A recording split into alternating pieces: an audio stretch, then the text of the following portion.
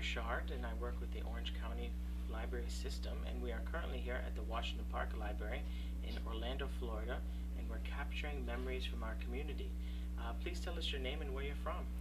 My name is Rosie Moore, and I was born in Furman, Alabama, and my mother moved to Pensacola when I was about 6 or 7 years old. So from there, I was educated in Pensacola, but before I came to Pensacola, was educated in a one-room school. We had first to third grade in one room, and fourth through sixth in the next room.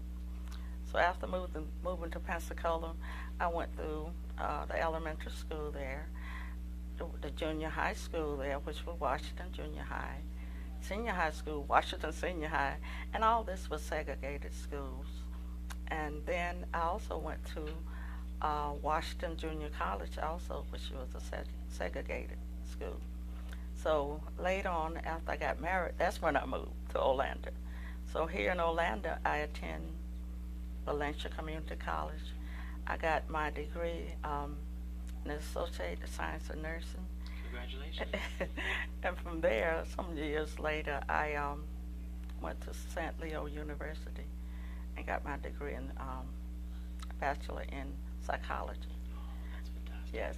So that's the reason I want to do it on education, because you see where I started from was a one-room school divided between the first and third grade and the fourth and sixth grade, because now you hear so much about how important it is to have these schools, with all the electronic equipment and so forth.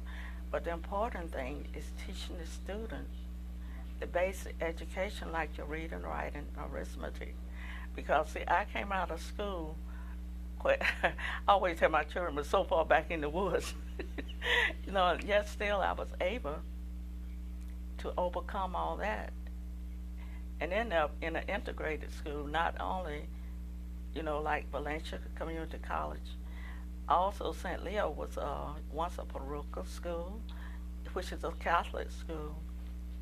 And see, my background, if people would look at it now, they say you won't make it, because it was a segregated school. We only had black teachers. And not only that, the teaching, they just taught basic. So I look back on that and I think we need to get back to basic. And here in Orlando, well, like I said, I've been here over 40 years. My children graduated from Jones High School. Now I have my grandchildren, matter of fact, at Washington Shores Elementary School. And I noticed a lot of the thing they bring home is AFCAT, so, and one of my grandsons that finished school, he said, Grandmama, they not teaching us, basic thing. They teaching us how to take the test. So I noticed on the news they were saying, scoring the schools on, the AFCAT grades. And if they teach the children basic, they won't have to worry about teaching them how to take a test. You teach them basic, and they automatically will pass the test, see. So that's what I wanted to say in relationship to the black history, not only for the black children, but all children, in school. They need to teach them the basic. In elementary school, you give them the basic. You don't have to worry about the rest. Reading, writing, and as the old saying, arithmetic. So through this all, the different schools I went through and all that, I also had God in my life. My father always made sure we went to church on Sunday, and we had to go a long way. It's not like you could walk around the block. We should go like 4 or 5 miles, to get to church. So it's important to have the spiritual part in your life too. Because when I went to Valencia, I've been married 10 years. I had 3 children. I worked full time, and yet still I was able to keep at a B average, basically, the whole while. And one of my instructors asked me, how could you do that with a family? Well, you got to want it bad enough. To me, you could do anything you want to do but make sure you keep God in your life, you know, and you could accomplish that because you can't do it by yourself, you know. Some people say, I did it, but you don't do anything unless God allows it. So that's the message I want to bring. What challenges did you overcome, growing up? Well, like I've done the Alabama experience there, you know, that's what done the segregation period. You would go into a store and, well, you wasn't allowed to pick up certain things. You had to ask the person behind the desk to, you know, give it to you. Because I don't know what the reason was that, because it was in package, so how could you contaminate it, you know? But anyway, that's the way things were. And as late as I got married in '64, so we was coming from Pensacola going to Fort Lauderdale. We stopped outside a little town outside of Tallahassee. So we went in, they sat down at the counter, they were selling hot dog and hamburgers. So my sister-in-law and I, we sat down where we were supposed to sit down. The guy said, you can't sit there. And we like, why? He said, you can't sit there. And it finally dawned on us. We was black. He didn't want us to sit at the counter. We could buy the hamburger now or the hot dog, but we couldn't sit at the counter. Now, my husband was pumping gas, filling up his car outside. I wanted to run back. I said, please don't. But see, even in '64, you still had this limitation on what black people could do. They were still using the word color. White here, colored here, like the bathroom, drinking out the water fountain. All that was still in 1964. So, and here in Orlando, when I went to Valencia, I'm not going to use the term this instructor used to me, but she said, you need help with your English. And she used a word that wasn't appropriate for an instructor. And at the time, you know, I was like, I really was upset because, see, before I went to Valencia, I had a associate in the science, I had a associate in math and a minus in science from Washington Junior College. So when I went to Valencia, I was going for nursing because I wanted to be a nurse. And she told me I needed help with a blank.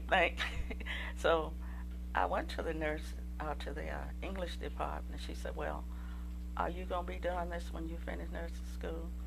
And I told her no. She used another word. Why are you worried about it?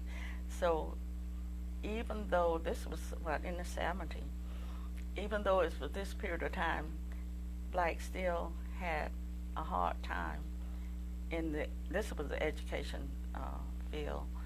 And I was told when I got ready to take the state board, I wouldn't pass it. I passed it with flying colors. So when people put you down, you step beyond that. It's a song I say, if they give you lemon, you make lemonade. They give you a stone, use it as a stepping stone. So, you know, and lots of people, not only the other race tell you that, but in the family, they tell their children, you're not going to be nothing. You don't want to amount to anything. But they need to, I tell the children, show them that you can. If you don't do it for yourself, do it just to show them you can do it. Because so many times I listen to parents, you could be in the store and you hear them use profanity talking to their children. They're putting their own children down, you see. So I always wanted to, I don't know, I guess my mom, because she was like third grade. But see, there again, even third grade, they taught them, she know how to read, to write, and she know how to do math. Third grade education she had. So it's important, the basics, you know. So that's what I ran into even in the, you know, junior college level. And that, but now it was a nice experience at the university level. It was different, you know. Everybody was they had to, you know, they more mature, so that you were there to get your education. So that was a good experience at St. Leo. So, but over the years, after I completed nursing school, I worked for 32 years as an RN. I worked at one Lucerne for a total of 30 years. I retired from there, and I worked rehab, which was very rewarding. And it changed over from spinal rehab to regular rehab. So that is what it is now. And I also worked for the state for 5 years, mentally retarded. That was very rewarding because there I learned from the people at that unit that God allowed different things to happen to different people, and they was very appreciated what you did for them there. So I also learned to be patient there at that unit, and also at the rehab unit.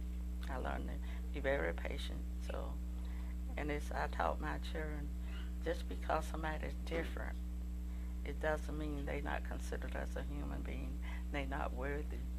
And also, when you look at other people, be thankful that you're not that way. Like with the mentally retarded, just be thankful, because it's nothing that we have done that we aren't that way ourselves. See, so that's when I look back. It's like some say, look where he brought me from. So I can look back over my life and see, where I came from, the physical point over to the spiritual, and also the educational point. How God has blessed me with my family and even this community. I've been coming to this library for I don't know how long. So, I appreciated being in this community, because I like to read, so I read a lot. So that's about it.